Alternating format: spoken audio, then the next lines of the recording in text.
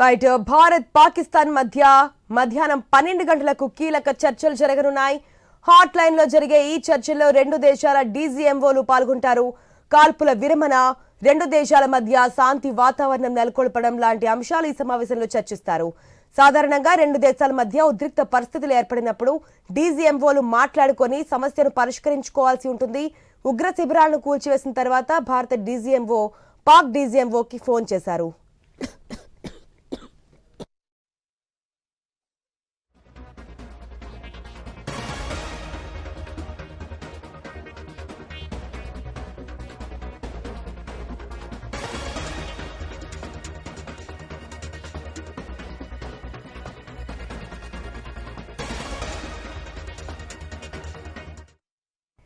కానీ ఆయన చర్చలకు రాలేదు.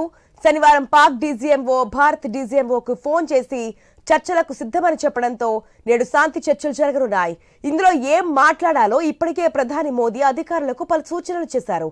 ఆయన శనివారం నిర్వహించిన ఉన్నత స్థాయి సమావేశంలో డీజీఎంఓకు పలు అంశాలను ప్రస్తావించాలని చెప్పినట్లుగా తెలుస్తోంది. కాల్పుల విరమణ ఒప్పందం తర్వాత కూడా పాకిస్తాన్ ఆర్మీ కాల్పులు జరపడంతో పాటు డ్రోన్ దాడులకు యత్నించింది. ఈ అంశంపై ప్రధానంగా చర్చించే అవకాశం ఉంది, హెచ్చరించే అవకాశం ఉన్నట్లుగా తెలుస్తోంది.